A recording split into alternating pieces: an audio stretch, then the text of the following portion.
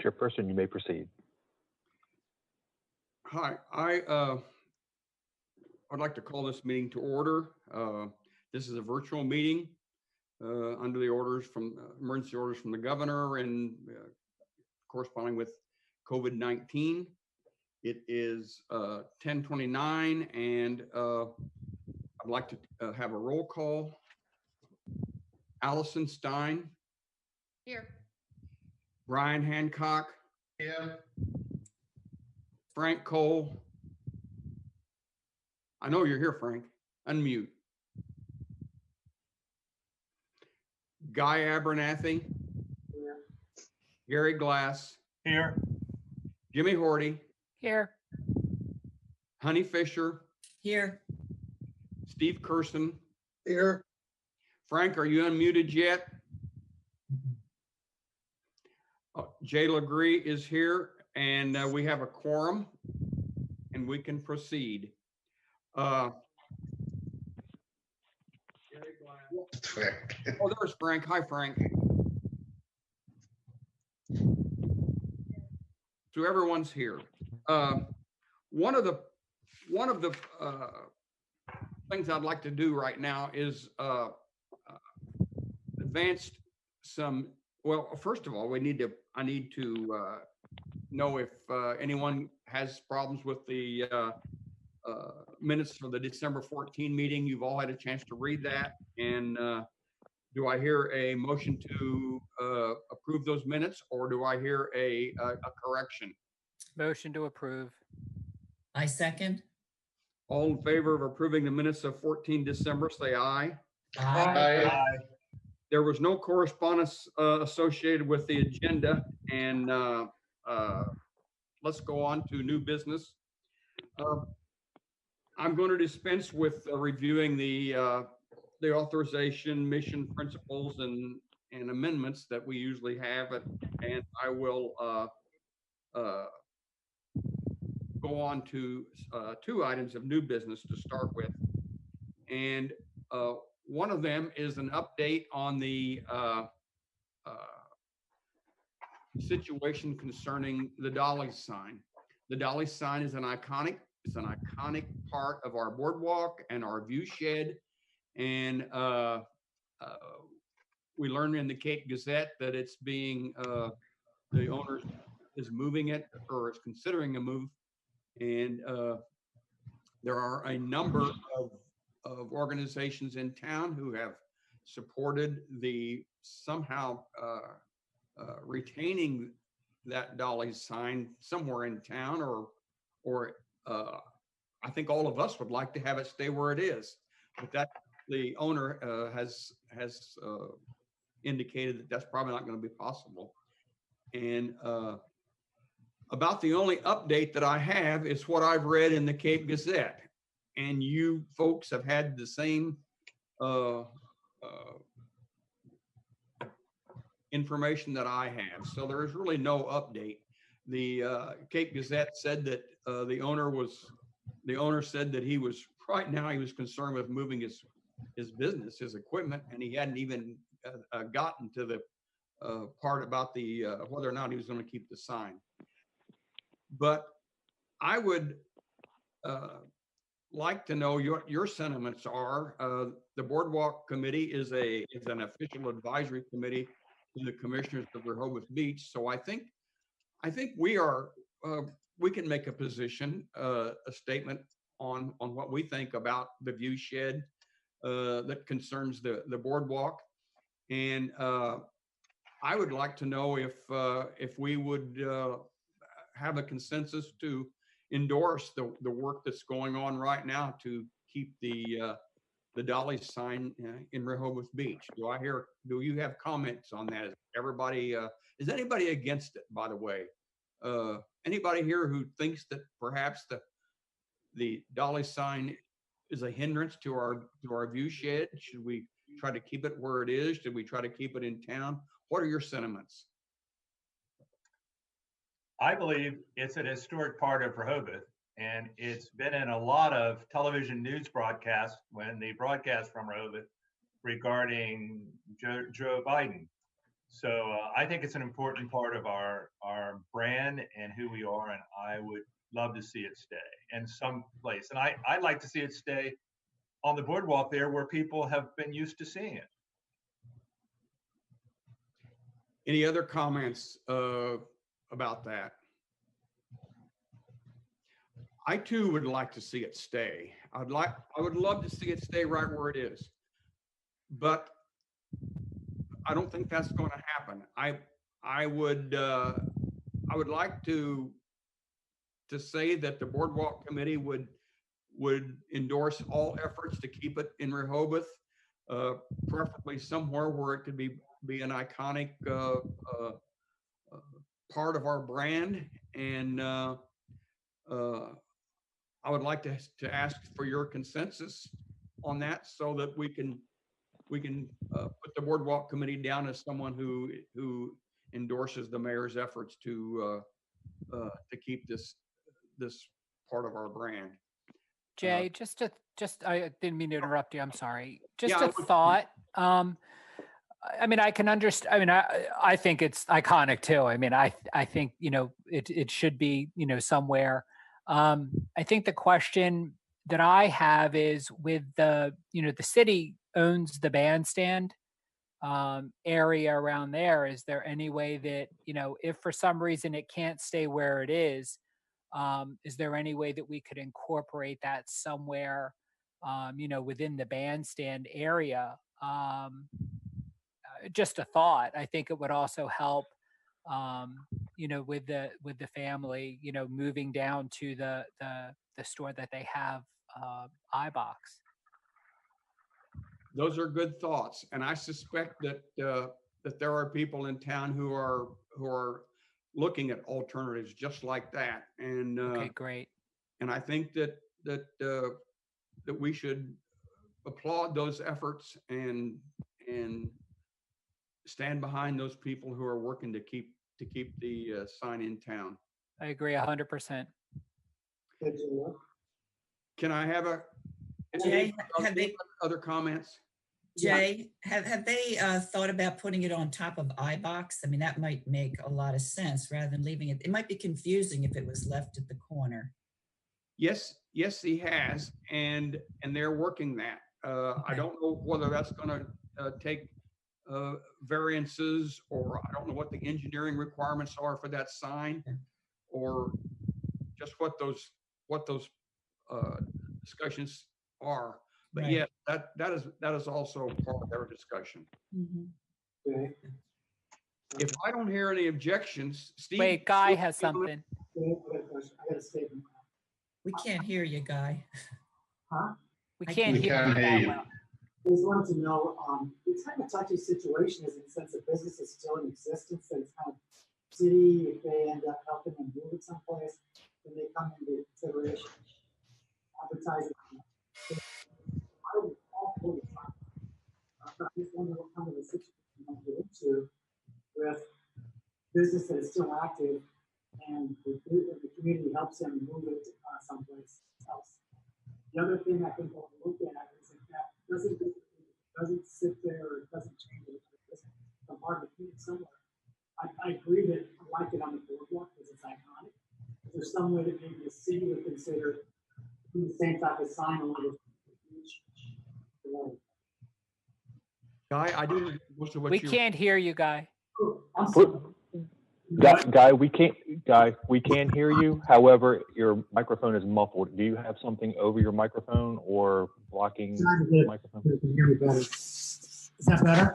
Yeah, that's better, Guy. Okay, sorry about that. Forgot my microphone. No, it's muffled again. Is that better? We got to talk so we can hear. Trying to get. Pause for a second. Is that better? Try that. What's that? I'm actually holding it up here. Okay. The question I had was this, twofold. Is number one, it's kind of a business that's still in existence right now. So is the city going to be any problems if they would relocate this or put it up someplace else? Is that kind of unfair competition for other businesses? I like where it's at. I like what's on the boardwalk. If something doesn't happen with all the time to be used, is there a chance that the city could do a sign similar with the lettering for Rehoboth Beach? Thanks, Guy. I, according to what I read in the Cape Gazette, I think he is, would like to put it, incorporate it with his business, his new location, which is on the other side of, it's just a few steps down the Rehoboth Avenue on the right, on the north side of the street. And he'd like to move it to that location if he could. And I think that's where he is right now, as near as I can tell from what I can read in the newspaper. So probably all those issues are being considered that you brought up. And I just want us to say that we'll work hard with the commissioners to find a path forward. Mm-hmm. Do we have a consensus? I agree. Yes. Yes. Okay, I think we do have a consensus, and let's go on to the next item that I want to talk about, which is the dog waste bag dispensers. Did everyone read my or our agenda item? I think we have so much on our plate right now that probably we shouldn't be spending a lot of time right now discussing that, but we got a lot of time before the summer comes, and it's something that we could keep on our agenda as an open item and discuss that down the way. It would, or we could just not discuss it at all, or we could hold it for a later time. Do we have a consensus to hold it for a later time, or do you want to talk about it right now? Jay? I don't need to talk about Go. it. Jay, the issue of having doggy bags on the boardwalk is kind of mute for the summertime because dogs aren't allowed there at that point anyway. That's true. I agree. Think about doing it now. That's true. So would you like to talk about it now? I do not want to talk about it today. We have enough to do. I agree. Right But let's keep it, as Steve said, let's keep it there and talk about it as soon as we can, because it's dogs on the beach, dogs on the boardwalk actually, there are some other dogs. There are dogs on the boardwalk during the summer too, and that's not such a good topic. But can we do that? Is everybody okay with that? We'll dispense with that right now and talk about it at the next meeting or whenever we get a chance, as soon as we can. Yeah. Allison has a question. Go. Yeah. Go. Yes, please. Does the plastic bag ban just make this a moot point anyway? You got it. You may be talking about something. However, I suspect that there are recyclable bags available for dog waste. I think they're supposed I wouldn't call them recyclable. Biodegradable maybe. The ones that I have, they do break down. Right. Yeah, So we they're- are talking about it. Oh, no. Mm. No, yeah. I just wanted to throw that in. No, we don't have to talk about it. Okay, let's put it out for a little ways, and that's a consideration that it's gonna have to be recyclable. Yeah. One way or another. So we can talk about that at the next meeting or the next meeting. Is that all right? Are we good to go? Yes. I'm Good to good. go. Let's talk about dark sky and 5G antennas. They go together. You can't talk about one without talking about the other. But our desire to be dark sky compliant is probably what generates the question. And if we want to be dark sky compliant, we're going to have to find a way to manage those lights. And the drawings that we saw in the Cape Gazette is what I know is being proposed. I don't know anything else. So I had added to this agenda a considerable amount of material about lights, dark sky, and then just in the last day or two, we had some photos. And so there's a lot of material, and there was a lot of material for you people to cover. And I thank you all for doing that. Before I go on, the amount of work that goes on behind the scenes to get this meeting going, to get it published and get it produced is tremendous. And we have Max Anby and Joe Gottschall in IT, and we have Ann Womack, who is the one who publishes, who puts all this together and loads everything on our agenda, who is just working like crazy. And this is a workload that's just humongous. So if we don't get things on, or if we don't get things on in time, there's a very good reason for it. But anyway, I sent you by email. We all have the photographs that Honey did, and the Photoshop work that Honey did, and we have some of the photographs that I made at Seagirt, and we have some photographs that will be put in the agenda after today's meeting. When we get back to the city hall, we'll be able to have presentations. But for now, all this comes by files, by the internet. So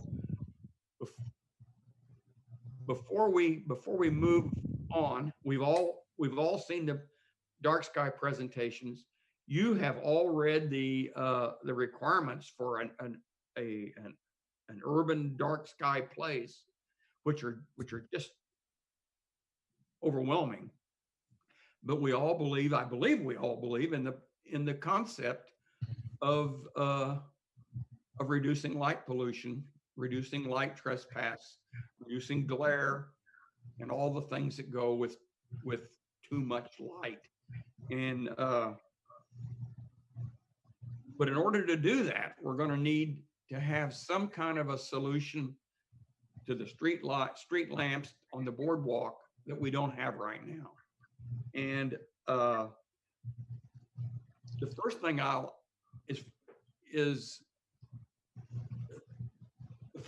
say is that, as far as I know, the example that was drawn in the Cape Gazette is the only example that we've had in front of us. And with the correspondence that I've had and the notes from you folks, nobody likes that. It's just an unacceptable solution in our minds. And if you remember, when Frank gave his presentation to the commissioners, he had an example of the shadows that will occur with the antennas positioned on that pole where they are now. And I don't know, Frank, are you within hearing of me? Yes, I am, and I can share. If you put me on video, I've shared that particular slide you're speaking of. Yes. You can share, right? If you could come to that slide, it would sure help everybody, and it would help the public the most. Okay. Yeah. I'm trying. I don't think. Is everybody Frank, you can see it. Yeah. Okay. I can't tell I can't see what you see. So. Okay. As everybody can see, that is essentially the design of the antenna that was in the newspaper. And with those antennas positioned where they are below our globe, there's a shadow that comes down that is, you can't see under. It's a shadow under the light, and half of it will fall on the boardwalk. which would make it impossible to test the lot on the boardwalk. So as far as I'm concerned, that's a non-starter. That's a show. And well, yeah, it's just not possible to adjust our light according to the drawing that was in the Cape Gazette. And as you can see, the light goes up everywhere. The globes we have they shine everywhere, and we'll have to have some modification of that one way or another.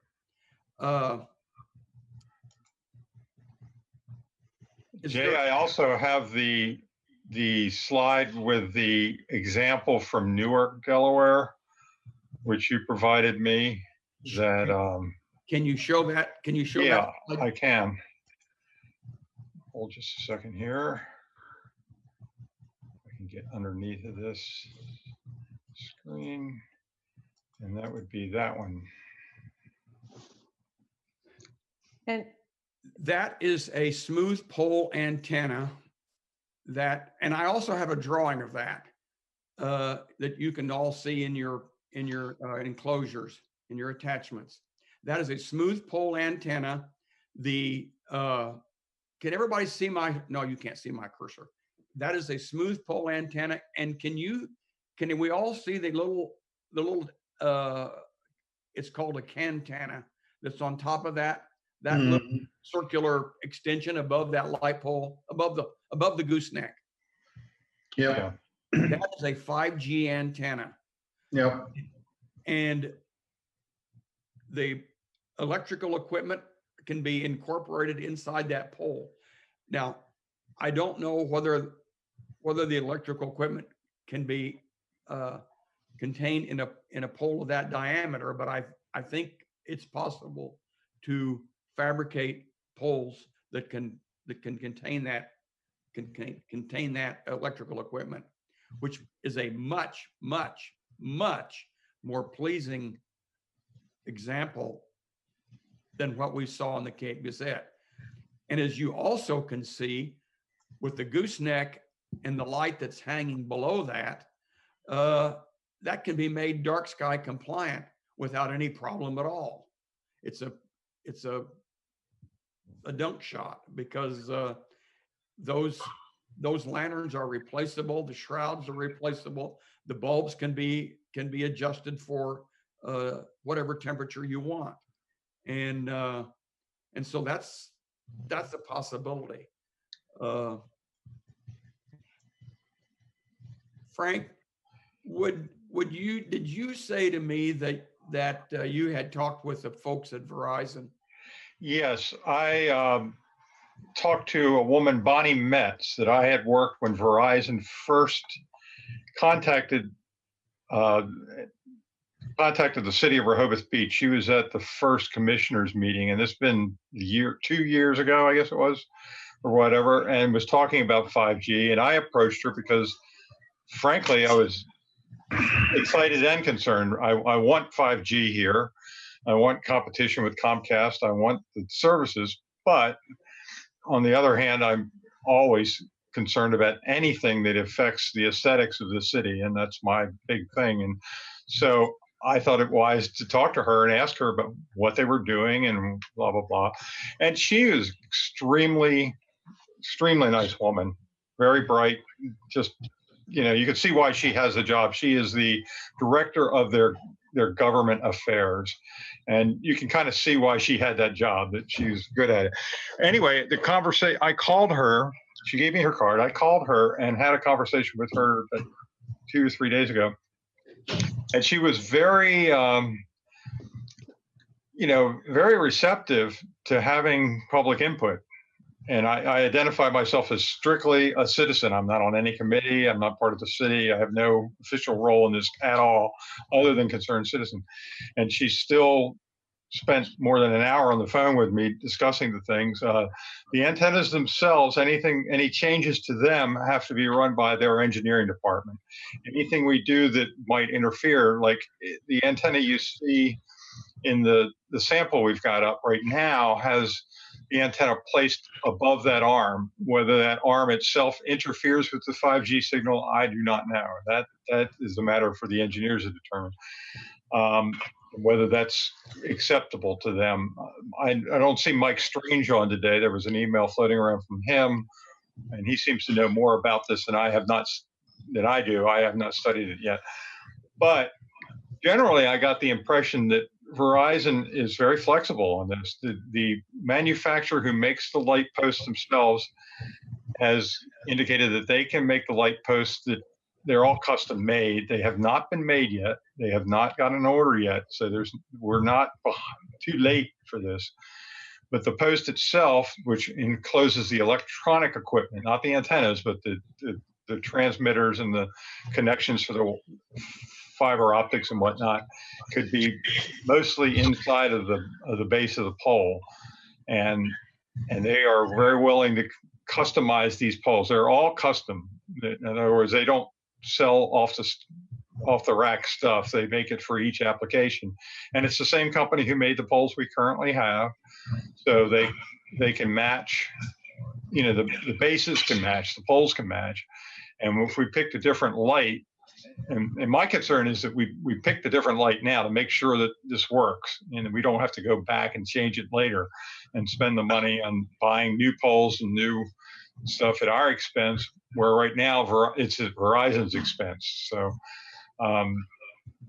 anyway, a little more research. My goal here personally is to provide you, the Beach and Boardwalk Committee, with a set of part numbers. In other words, the mayor and commissioners wanted specific recommendations from the Beach and Boardwalk Committee on what they think should be done.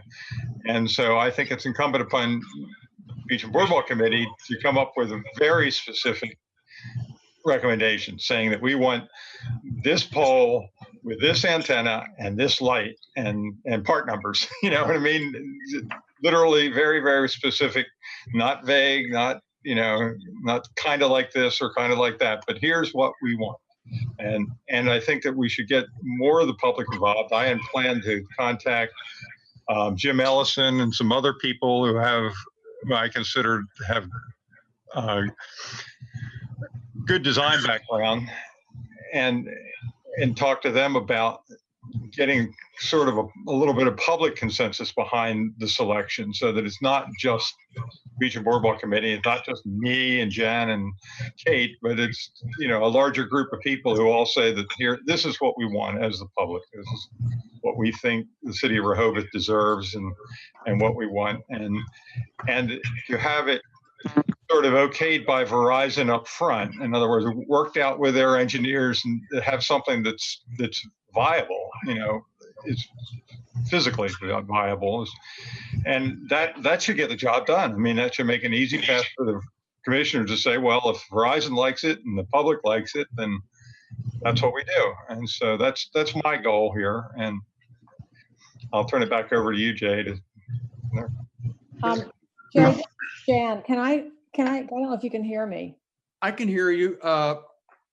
Go ahead, ask your question. Yeah, I just wanted to add that, carrying on with Frank's theme of public participation, I had a long conversation with the International Dark Skies Association last week.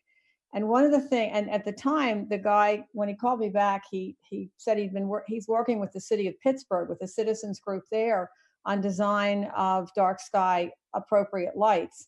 And his word of caution to me was, please make sure, he was so glad that our request was coming from a group of citizens, because if citizens aren't involved, he said, it always causes problems later. And I only look at the fountains in Silver Lake as an example of not involving the citizens. People care tremendously about Rehoboth. People chose to live here. They're not typically here because of their work. They're here because this is where they want to live. And many of us are retired, and many people here have a tremendous amount of expertise in many, many things. And I think that, I have to echo Stan or Frank, is that Stan wanted not a consensus. He wanted a very specific recommendation from the Boardwalk Committee. And I think that getting, we have a lot of people who've contacted us since we made these dark sky presentations. So we almost have a list of people who want to be involved, period, public. They just care tremendously about the light pollution on the boardwalk and actually throughout the city. So I think if we want to get a group of people together to look at the particular lights and antennas and pick out something, I think though that there is, Frank, I don't know what the time frame is that the city, but Stan seemed to feel like he needed a recommendation, I thought, very quickly from the Beach Boardwalk Committee. I believe he does want a recommendation rather quickly, and I'm waiting for the call back from Bonnie Metz is going to call me back with the manufacturer's name and the contact person that Verizon is working with at the manufacturers. So I'm going to call them directly and get kind of the information about what's available. Do they have a catalog? Do they buy other people's lights? Do they make their own lamp units? I'm not sure what's available. Also, I would comment that Jan's comment about involving the public, that is exactly what Bonnie Metz said from Verizon. And one of the reasons she was so willing to talk to me was that their experience has been that when the public is involved in this stuff up front, it causes a lot less problems for them, because they roll out this stuff, then everybody's up in arms about it, and they have to go back and change it or whatever. And they look bad. They're on the hot spot. And so it goes much smoother if there is public awareness and involvement up front. So I think that's kind of the way to do this. Frank, I have the name of the manufacturer. This is the same manufacturer that did the boardwalk ones? Yes, it is. I have that name and that information. I'm just looking for it right now. I might not be able to find it this exact moment. I'm waiting to talk to Bonnie because she's going to put me in touch with whoever and tell them that who I am. In other words, an introduction, so that they'll take me seriously. And we'll see what's available. And then I will publish that information to your committee and to anyone else who wants to see it. Anybody on your list of people, citizens who are interested, it should be public information. It just really should be on the city website, and let people kind of mull over the choices that are available to us. I mean, they're kind of limited on the posts themselves. We want to mimic what's there now, but as far as this design of the gooseneck and the lamp itself, those are aesthetic choices that we should make as a group of citizens. And the Beach and Boardwalk Committee, I think, should hear that. Brian and Gary, let's hear from somebody who knows about antennas and knows what's possible, and then go from there. Can we do that? Yeah, my question, Jay, is, and thank you to Frank to doing the inquiries with Verizon, but I'd like to know the boardwalk. Is it going to have 5G provided by Verizon, AT&T, T-Mobile, Comcast? And do they all have their own equipment, or will the individual antennas that we've seen, will they be shared by each and every one of these companies? Going to Verizon, and Bonnie's definitely going to be very nice to Frank because she's selling her product. So, we've got to remain cognizant that there's going to be a lot more companies involved. And we're going to have a consensus from all these companies, I think, as to what they require on the boardwalk to provide their service. We according to the findings of the Ninth Circuit Court, we can prescribe what we want as far as aesthetics go. We can set a standard, and the other companies that follow will adhere to those same standards. So that's very helpful. So we're going to have every second lamppost will belong to Verizon, every third AT&T, every fourth T-Mobile. Wouldn't it be nice if we could just space these antennas out, and each of the main four communication companies use that one lamppost and use that one set of antennas on each post. I don't think that's going to happen. And I cannot answer that question because I am not a telecommunications lawyer, but I know that we have to have the same standards for every company. We cannot say Verizon, you can do this, AT&T, you have to do this. Nor do I know what their if any of them have applied. And we all know about the AT&T antennas that have been installed. And by the way, the one on Stokely, no. Yeah, the one on Stokely uses the cantana that you saw, the same cantana that Wilmington uses. Let me ask if Mike Strange is here. I am. Oh, great. Can you tell us what's perhaps, you're an antenna guy. Can you tell us what's possible? Are we asking for something that cannot be done? Go ahead, Mike. The answer is no. It's easily done. It's almost all off-the-shelf equipment. What Verizon is proposing is the cheapest piece of crap they could get away with, and that's exactly what you've seen. The other question to Mr. Brian Hancock's comment is that you, in essence, have to provide equal access to anybody and everybody, and there's roughly 45 companies that provide 5G services, and God forbid if they all wanted to come in, you would end up having antenna farms all over the place, and which look like hell. However, there is a defense against that. And to your point, Jay, you alluded to the Ninth Circuit Court ruling, is they did modify one of the three non-preempted things that were allowed to apply with regard to non-financial considerations. And that we are absolutely, totally, and completely in compliant with the federal law if we wish to apply aesthetic considerations to the installations that are not necessarily objective, but in fact are subjective. And it's been fully documented and called out in the CDP, which is in existence for 10 years, which is a requirement under the code, under the federal law, that it be pre-published in advance, and it is, and it has, with regard to the viewscape of maintaining the integrity of the beach area, the ocean, et cetera, in more excruciatingly detail. That said, there are off-the-shelf solutions that you can use that are readily available.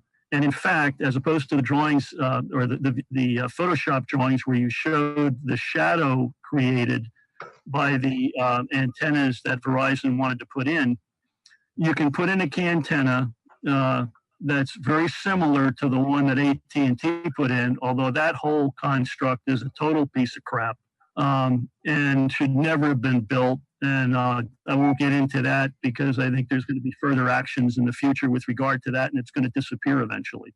However, with regard to the light poles, if, for example, if as in the mayor, he likes the current light pole architecture, you could keep that architecture, you could mount a cantenna on the top of it, and above that you could put the globe, because in the center of the cantenna is essentially a threaded bolt that goes from the top to the bottom. You could put the existing lamp on it, you could shade it from the top, and so that the light would be strictly downward, and you would not have the problem that you have with the one that we saw a few minutes ago that showed the shading that would be created with the existing Verizon 5G antennas. If it were done in that way, that's just one design example. I mean, it's a simple one, and if you know what you're doing, it's very easy to do.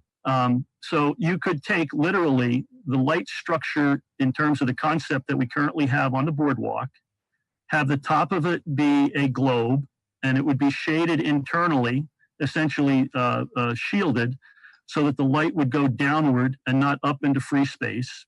You could adjust the wattage as needed. And I would point out, if anyone remembers, when the boardwalk was rebuilt and these poles were put in, the original lights had god-awful lights that were so bright, it illuminated the entire beach, the first 300 to 400 feet off of the street. It was incredible. And it took a few months for them to finally tone them down. But in any event, if I stick with that, if you stick with that architecture, you could have the light globe on top, the cantenna next, and then the rest of the custom-made pole. And I would point out, and I think this is very important, if you look at the pole that's the end of Stokely Street, you'll see a whole bunch of crap hanging off the pole that's even worse than it's far worse than the cantenna. It's big, it's ugly, there's all sorts of cables and a giant box. None of that had to be that way.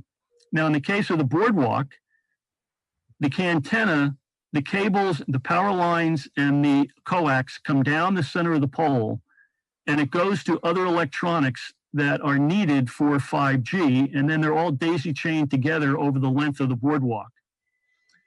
That can be done within the pole, but you also need access in case something goes wrong, so you have to have a plate. But you don't have to have any bulges in the pole. You don't have to have any boxes outside the pole. The only reason Verizon does it that way is because it's cheap. And I want to keep reasserting that. Their whole concern is keep their costs to a minimum.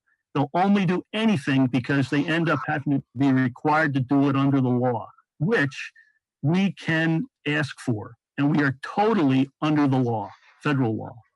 The other option you have is, aside from having the cables that come down the center of the pole, and it's very common practice in the RF world, it can go to essentially they're essentially produced by casting or injection molding, resin, waterproof containers that use waterproof connectors. You literally could put all the goodies that are needed to have the 5G work at the base of the pole, or actually bury it right to the ocean side of the boardwalk, and you wouldn't even see it. It could be literally at that level. So it'd be just on the other side of the 6x6s or 4x4s that are on the edge of the boardwalk, and they'd be accessible by personnel that needed to get access to it. So you have a lot of options. I think it's very important, though, to keep in mind with regard to this. Under the federal law, there's also a thing called a shot clock. But the shot clock only goes into effect after the formalized designs have been accepted by the city. So you don't need to rush. I know Verizon has said they want this up and running by the summer. Well, that's too bad if they can't do all the design work necessary to get it done by the summer. We are under no legal obligation to do otherwise. So therefore, I think, and we can provide part numbers if that's what's needed, to what can be done and should be done. And I would point out, if you look at Dewey Beach, Verizon did several installations there that were done under the approval of DelDOT. And if you've looked at them, you will notice that they are god-awful and they're just horrible. And Dewey Beach was up in arms. We have the obligation, and I think as citizens, and also your committee and the commissioners and the mayor and the city manager, and Kevin, I see he's on the phone, to not let this happen here. No matter what we do, we're still going to go through these kinds of machinations again for other companies that may wish to come in. The only thing that cuts in our favor is once installations have taken place by the heavyweights, meaning Comcast, Verizon, and AT&T, the others tend not to follow, simply because the market share isn't sufficient at that point.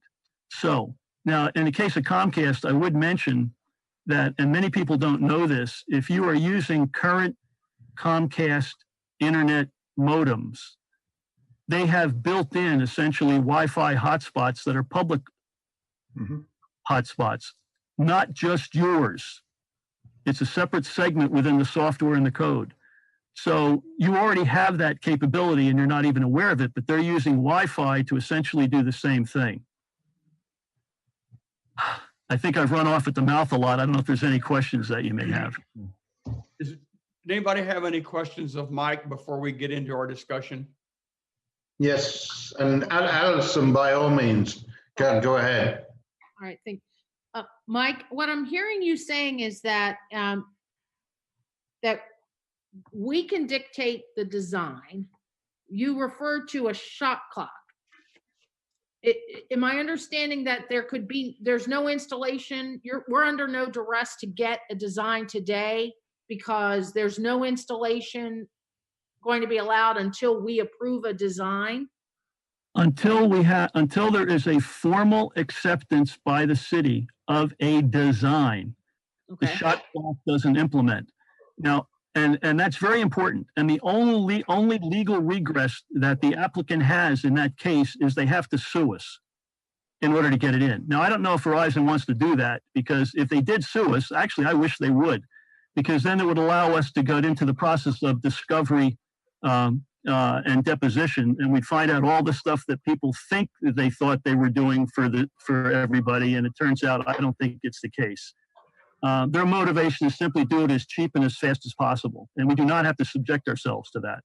So Yes. how did we end up with the installation on stock?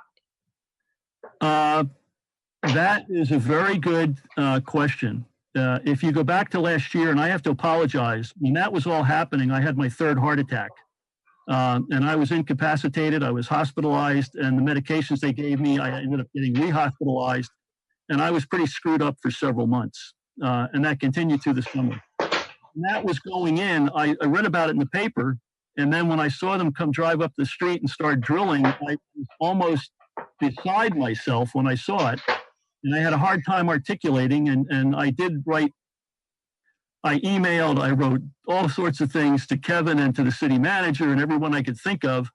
And the response was that they were unable to do anything. However, and I don't want to get into great detail with this, the mayor at that time, the former mayor, said, well, gee, it's not as bad as where they were originally going to put it, which was dead center in the middle of the end of Stokely Street, right by the fire hydrant, which would have been a god-awful visual disaster. It turns out it's in violation of the CDP, period. However, there's a larger issue here in that the city was not given the ability to have informed consent. In other words, they were lied to. They were fraudulently lied to.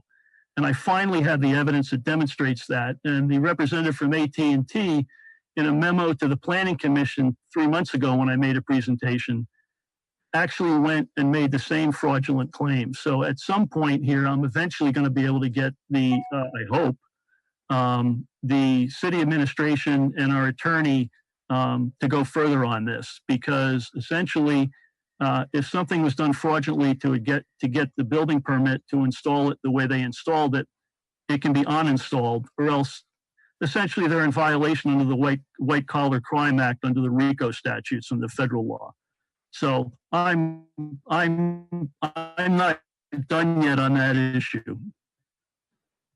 I would say up to this point, my understanding is that we had no control over their installation. So this is vastly different. And admittedly, I missed the first meeting of the year, but this is vastly different to my understanding of how we got to this point with 5G. We have far more. I'll yield back anything, but I just want to be clear. Am I missing something here? Because I was kind of under the understanding that we had no recourse against these companies coming in and making these installations. They can't do it capriciously, and we have under the federal law, there are 3 characteristics of which we have total control. And in my opinion, we have not sufficiently exercised those. But in the case of the previous installation, just the one on Stokely Street, and I'm not denying that AT&T has the right to install 5G, but they have to do it in accord to the federal law. And we failed to exercise our rights. But in the case of AT&T, the one at the end of Stokely Street, that's a particular situation for a particular application where the applicant lied. That's a totally different story. In the other situations where AT&T made installations, whether the city could have done a better job and they should have done a better job, I don't think that is open for discussion. And a good example is the one in front of the post office. That's an AT&T 5G installation, and it's not too bad. It's not great. Could have been better, but due to a lack of knowledge, it is what it is. Well, now there is more knowledge within the city, perhaps not enough, and there should be more, but there is much more capability of what our rights are. And AT&T, Verizon, and anybody else has to follow the federal law, and we have every right to do that. And we didn't in the past. Now we can, we should, and I think in this particular case, we should not, under any circumstances, accept any applications from anybody at the moment until it meets all of the criteria under the 3 non-exempted elements. Right. I might add too that in my talking with Bonnie Metz, she seemed to concede these very points. One, that the equipment the connection and the radio equipment could actually be located within the confines of the post itself. So that is, and they were planning on doing that. So I don't think we're going to get into a fight over that. But she was very glad to hear that the public was interested, because I think that they've gotten in trouble before on this, and basically it's probably cheaper for them to put better quality antennas that may cost a little more than it is to end up in court, on fighting with people over it. So I don't think we're going to have any problem with Verizon personally if we can expediently come to a conclusion of what it is we want, what it is we find acceptable, what it is within the law and works, electronically as far as the antennas go, which is just a matter of reaching a consensus. There are good choices here, and if we make them, I don't see any big problem here. She was also very emphatic that they don't order any equipment or anything until they get permits. And so they are waiting on the city, as Mike said. I mean, this is the process.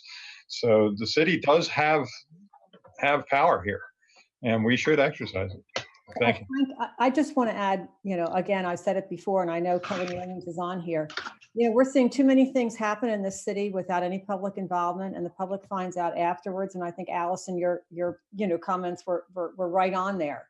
If we hadn't started out giving this dark sky, presentation, that all of this probably would have been settled, and nobody would have known about it until the polls went up. And I've seen a lot of that happening in the city these days, where the previous administration, there was not public involvement in many things unless it was forced. And I hope that's not going to happen this time, because these kind of decisions are huge decisions. They matter to the aesthetics of the city. Frankly, the business community ought to be very involved, because it matters to the tourists who come. There's a look and a feel in Rehoboth, and we need to have the public involved in any decisions that are going to be visible and impact the look and the feel of our city. I just had one comment. And Frank, Michael, and Jan, you have given us such detailed information. I cannot thank all of you for everything that you've done on this topic. And I think we've all learned a lot of different things, based on a lot of the impressions that we were given as a city regarding these 5G coming in, and what we are and what we aren't allowed to do.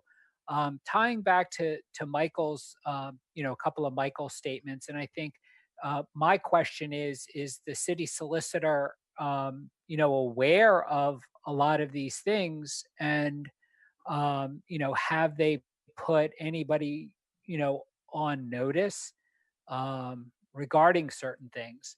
And that's just my comments. I think, as Jay, if you could, look into that just to see, if the city has, done everything that it could do, to really put these companies on notice. Thanks, Jimmy.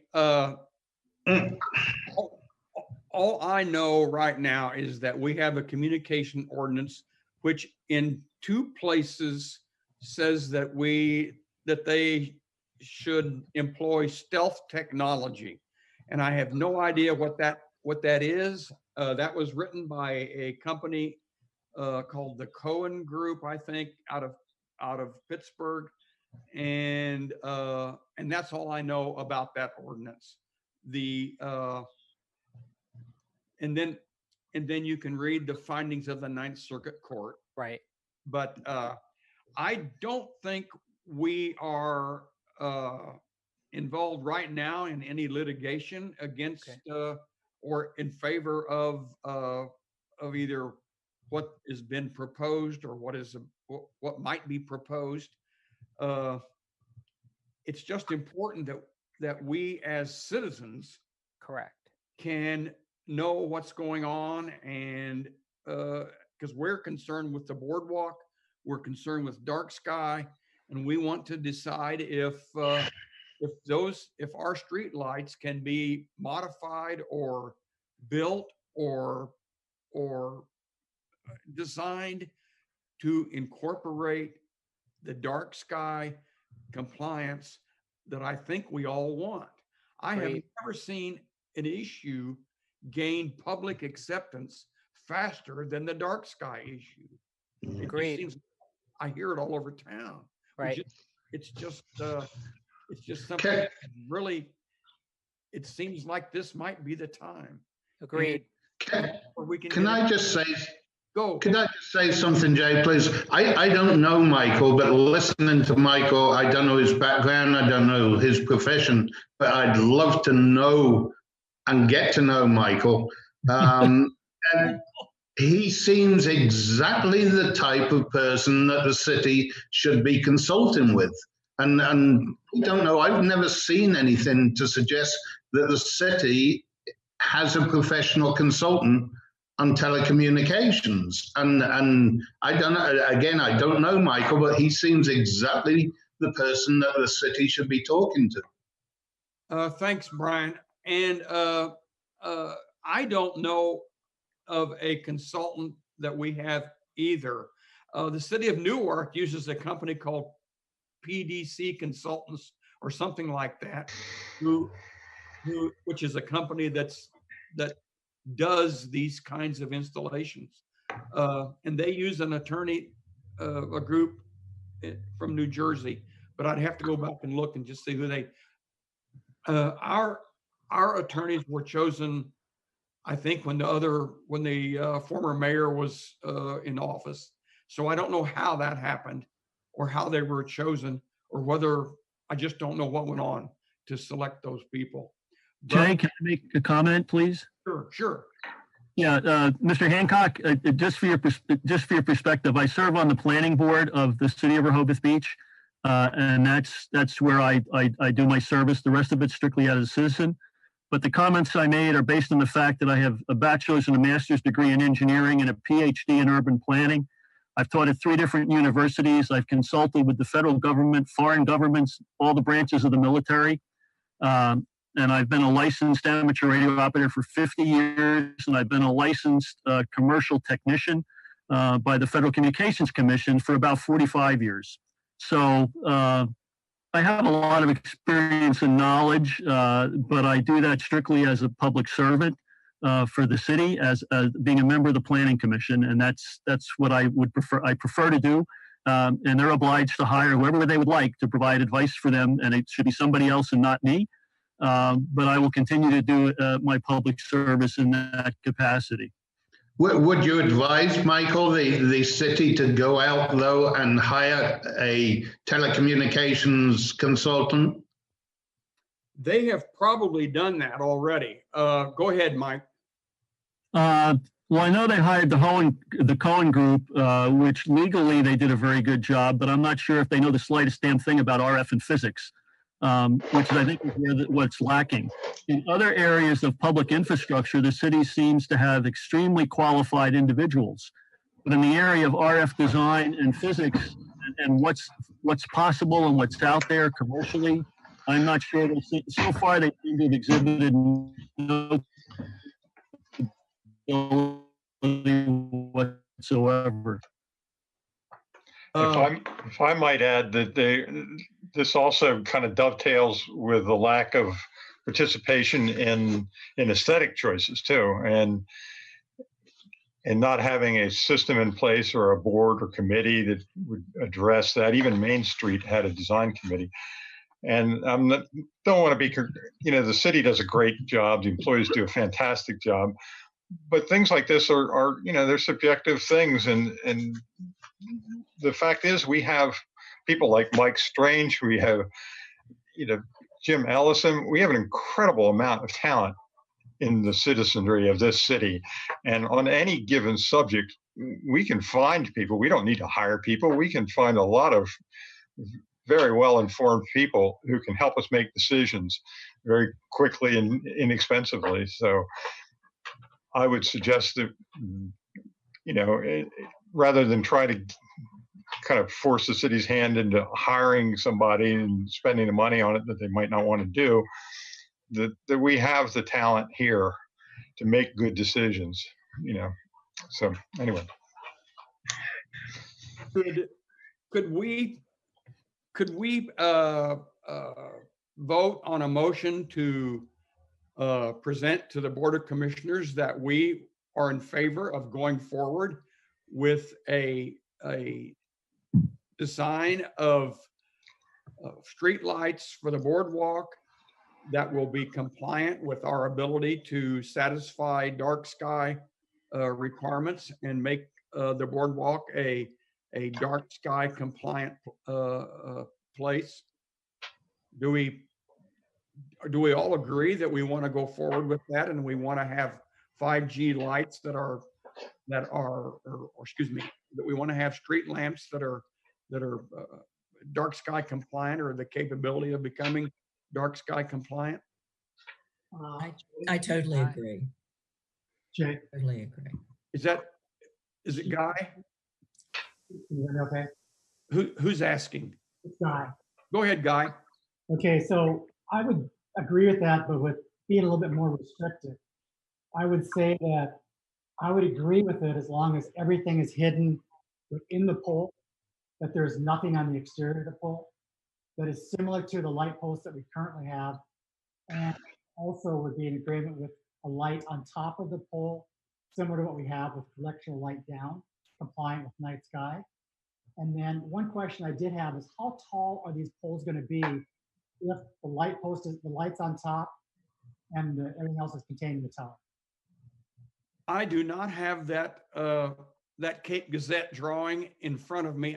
I think the contract that the city of Newark, Delaware wrote is that the poles are between, I think they said 20 to 35 feet. 35 feet is pretty high, but 20 is about not too far from what we have now. And if we put a can up there on top of that, we're probably getting a little bit higher. But would you like to say between 20 and 30 feet? Jay, I'm looking at the drawing, and the top of the proposed light fixture is elevation 18 feet above ground level. Okay, thanks. Thanks for that information. Jay, I would say we would state that the lights have to remain the same height looking down the boardwalk. We can't have one up high and then one down low. Oh, yeah. Yeah, so if you're looking to, if they want to put the little canister above it, maybe, but. Precisely, Allison. They all. No, honey.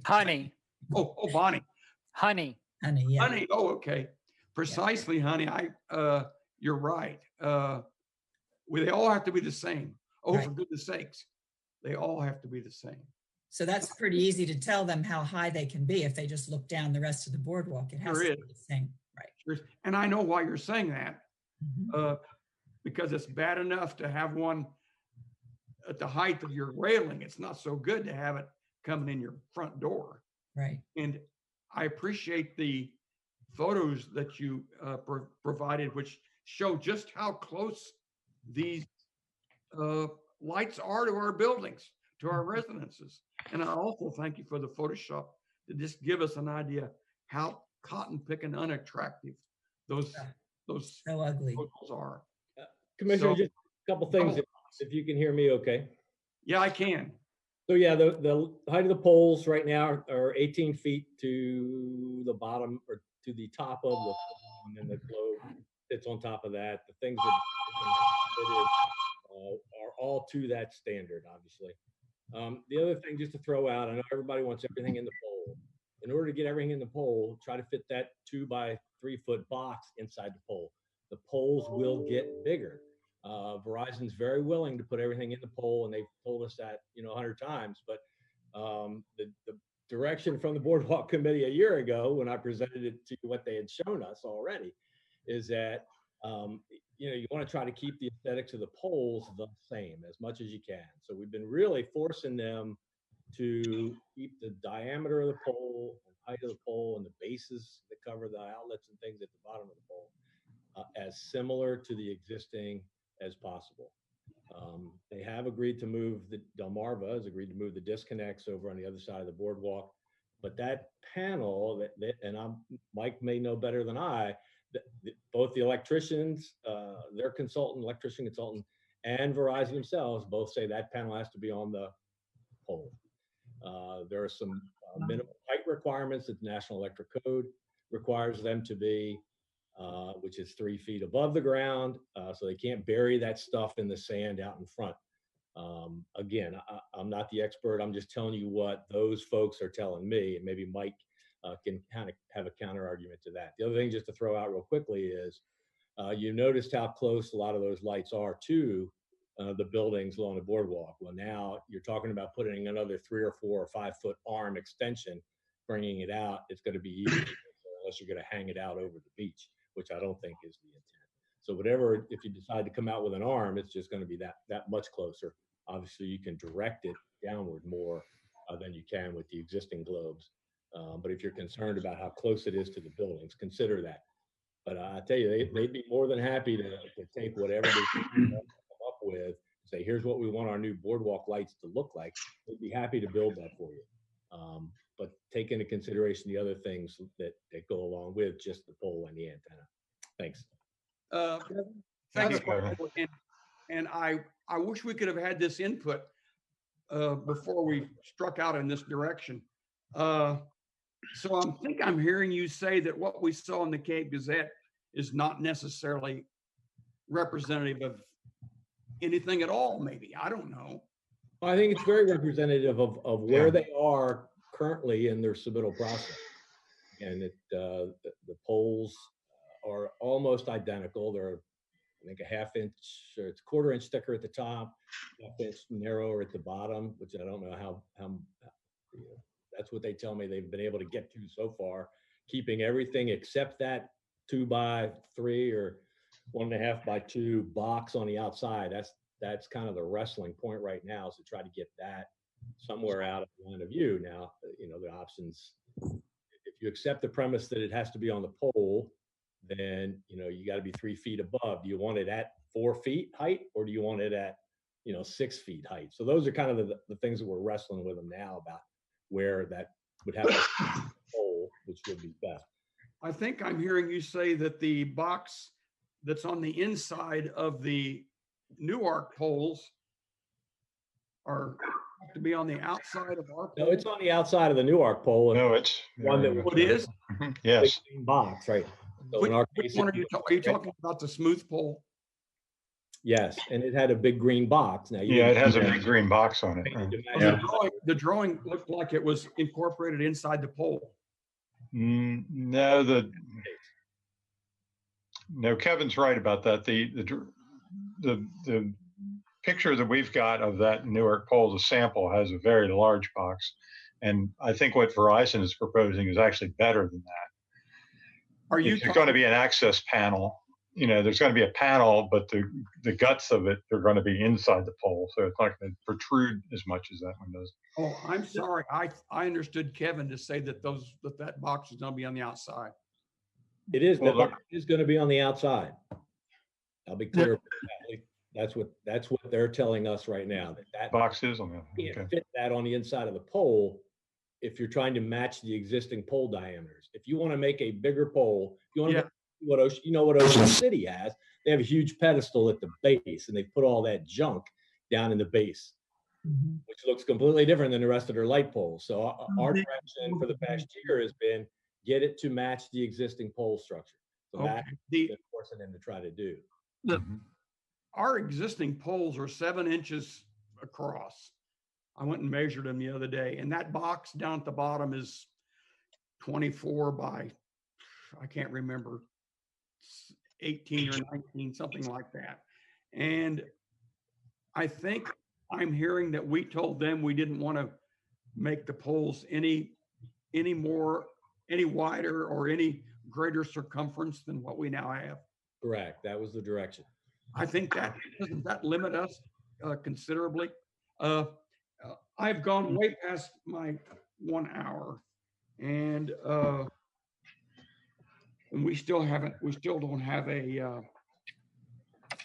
a formal vote that was mandated by the mayor. Jay, can I make one comment? Sure, Mike. Yeah, with regard to Kevin Williams, his observations are correct. However, there's a conflict between a multiplicity of standards organizations with regard to the intersection of power, RF, and the standards that come into play. The general easy out solution is exactly what he says, which is what most people do. However, that isn't the only option that's available that can meet code and be different than what's, I would say, is done in 99% of the situations. And it ends up, again, being driven by cost and convenience. So you do have other options. I appreciate that. I think that box looks like crap. Mhm. And I wish we could attack that some way.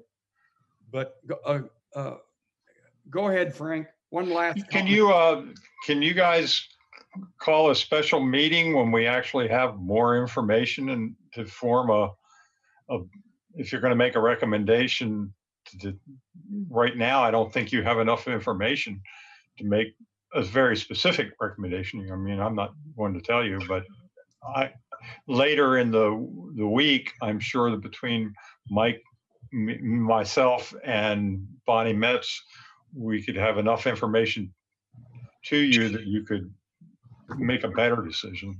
That's all. Why don't we make a recommendation that the city, the commissioners proceed with allowing us to work on a dark sky solution that would also meet the aesthetic requirements that the citizens of Rehoboth have, and that we want to proceed forward in that direction. That might be what the mayor would like us to do, and that would give us a chance to keep working on this. There's no way you can get part numbers now. There's no way.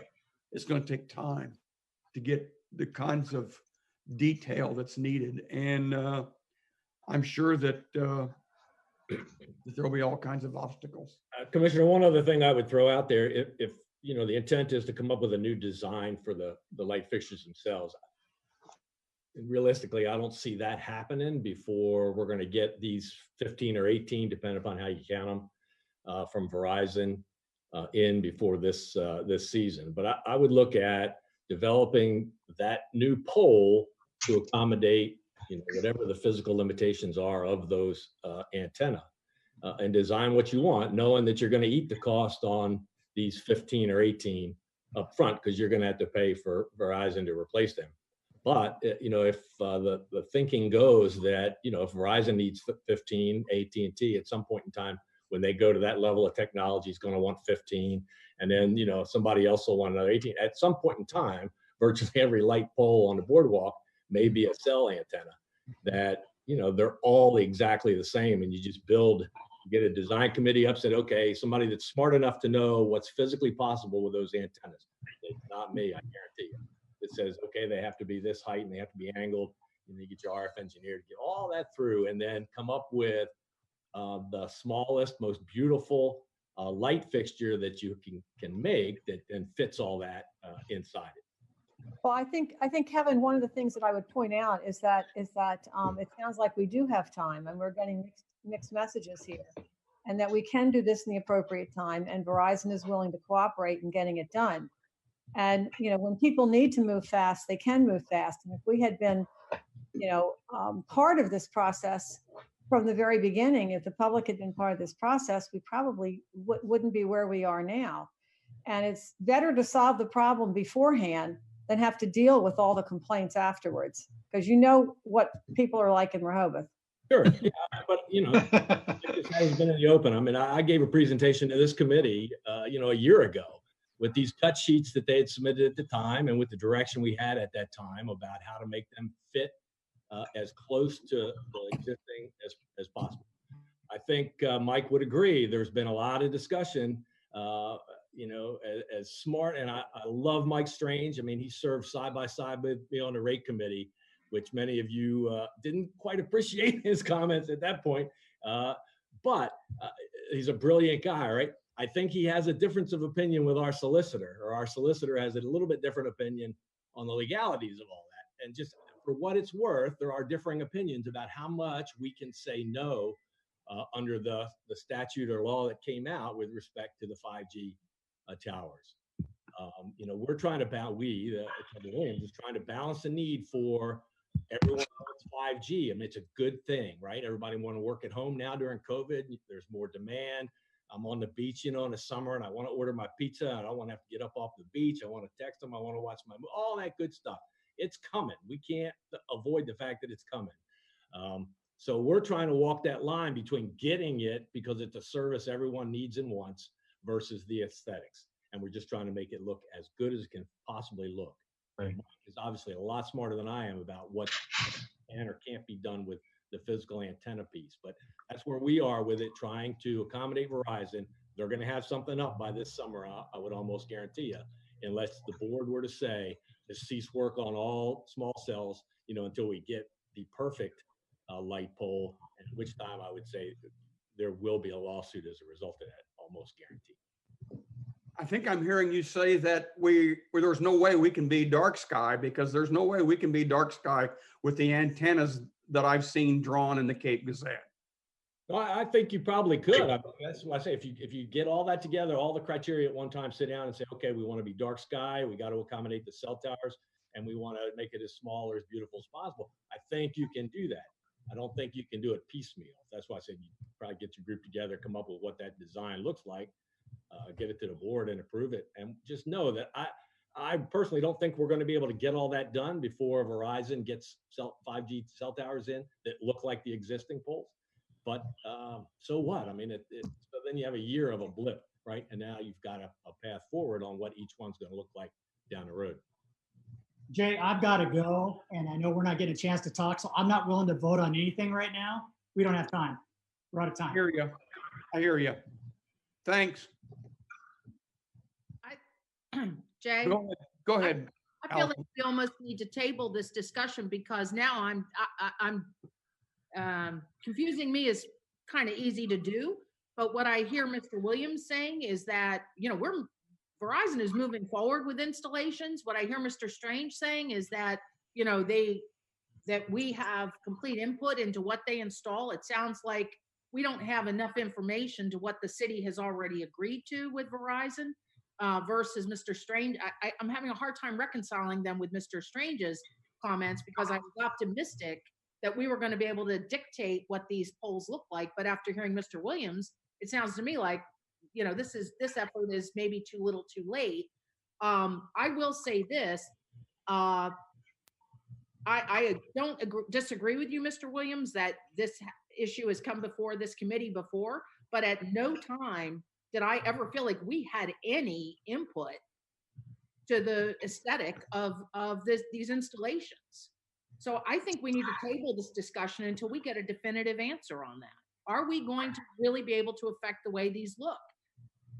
I think it sounds like we're getting 18 new polls, whether we like it or not, before this summer. Am I confused? No, you're not confused. And I think the answer is that we just won't be able to get a vote on it today, no matter how hard we try, and probably for very, very good reasons. So I think one more person has a comment, and then I will ask for some kind of maybe a move to table this discussion. Go ahead, Jane. Are you wanting to chime in? Okay. So we do still have a quorum, though. We sure do. And shall we table this? What is your preference? I'll make a motion. I'm not sure. I'm happy to try. Go ahead. I say we send. I make a motion that we request the commissioners to consider delaying any installations of 5G antennas until we can agree on a pleasingly aesthetic antenna that also takes in consideration our desire to be dark skies compliant. I just have a comment that what Kevin Williams said is We need a second before we. Verizon, if they want to have it all in by the summer, the city, if they table it, we're going to get a big lawsuit against us. Look, can we need a second. I second. I second. It's been moved and seconded that we ask the commissioners to delay any consideration of going forward without. Bring it up again, Allison. We ask the commissioners to delay the installation of any 5G antennas until we can make a recommendation, till this committee can make a recommendation for a pleasingly aesthetic antenna installation that also takes into consideration our desire to be dark skies compliant. And Allison, can we add into that to delay the approval of any installation?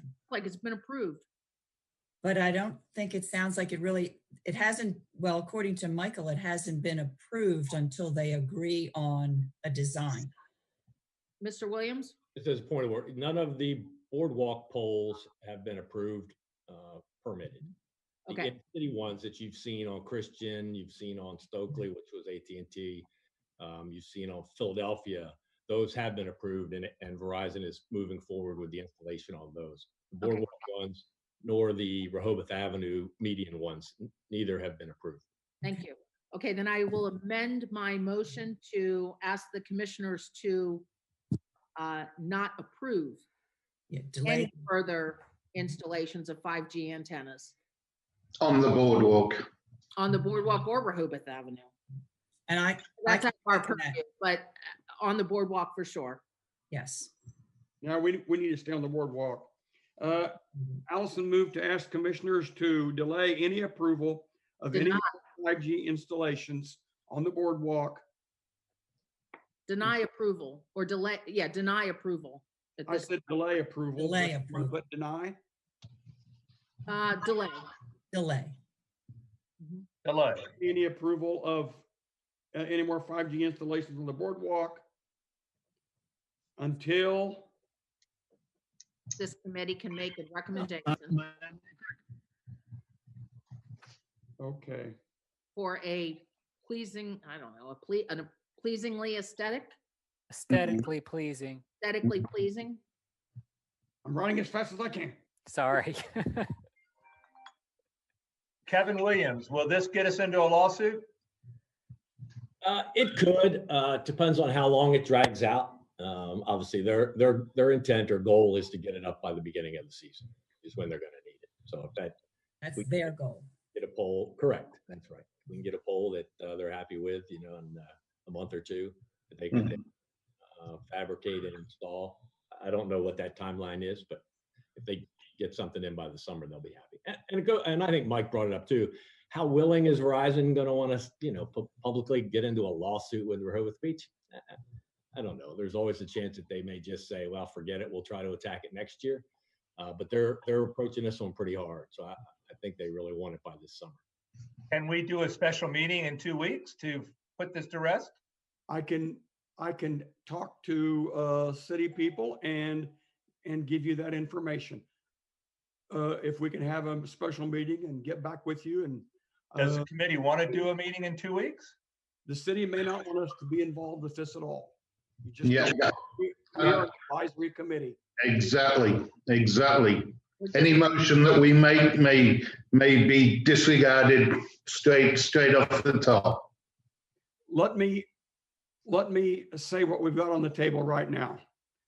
I move to ask the commissioners, or we move to ask the commissioners to delay any approval of any more 5G installations on the boardwalk until this committee can make a recommendation on an aesthetically pleasing light pole that allows 5G compliance. And the It's dark skies. sky compliance. Oh, I'm sorry. Dark sky compliance. There won't be anything that's not 5G compliant. Okay, got that. Are we ready to vote? I think so. Excuse me, did someone have more discussion? Are we going to try to move expeditiously on this? I suspect we will. Good. I hope. And I will ask for a meeting. They may not want us to talk about it. True. But I'll be giving this recommendation on Friday. Okay. Let's do a vote on this, and then Jay, I have one more comment then with regard to what Gary's asking for. Okay. All in favor? I'll start. Let's do a call vote. Allison. Aye. Brian. Aye. Frank. Aye. Guy's gone. Gary. Aye. Jimmy. Aye. Honey. Aye. Steve. Aye. And the chairman votes aye. So we've put that now. Allison, you had another comment. Yeah, can we ask to be inserted into the process in some way? Like maybe if we, to Gary's point, if we ask a Verizon representative to come back to us in, 2 to 3 weeks with designs based on our desire here, that we can then make the recommendation that Mayor Mills is asking for, which is a very specific design. Can we say, hey, listen, Verizon, come to us and let us work through this? So I will ask that verbally. I think a couple criteria we need to do is, do we want to do an arm lamp out where the light directs down over the middle of the boardwalk? Do we want to do a can antenna at the top versus antennas hanging off the side as Honey put into the diagram on the boardwalk? And do we want to put the electronics in the pole and make the pole bigger in diameter so that the box isn't hanging on the side? I think if we gave them some guidance on how to design the pole, then it would be easier for them to come back to us with the design. Those are all good considerations. And if we are allowed to go forward, I think we should ask for those privileges. Kevin, wouldn't that help? Kevin probably can't say right now whether or not the commissioners are going to be providing that insight to Verizon about what exactly it is you want to do. That clearly would make it easier. And their direction so far has been fitted in the exact same pole you got, right? And you see how far they've gotten. Yeah, that's my concern, is we'll just have the same thing we have. Can we just say to Verizon? Up and say, now we're going to change the light, so now they don't have to worry about reusing the existing light fixture itself and globe. Maybe that'll open up a couple alternatives. If you're willing to have a thicker, larger diameter pole, that opens up opportunities to get more of it inside. If you wanted to have a different base, they can get more of it inside. So if you're willing to go change kind of the look of the pole, they've got a lot of options for us. I'll tell you what, those boxes on the outside change the look of the pole, and those antennas on top change the look of the pole. That's just my opinion. Frank Cooper and Jan Conacy could possibly help with some of what they've discovered in their research. Chairman. Can be discussed. I think it's time for Chairman. us to get Max off the podium and give him a time to relax here. Let's proceed forward. And the next meeting is the 16th of February. And I'd like to hold our comments until then and go forward with this motion that we passed. Can I have a motion to adjourn? Motion. Second. All approved? Aye. Aye. Thanks, everybody. Thanks. Yeah, I'm sorry, Max, that we really ran over a half an hour.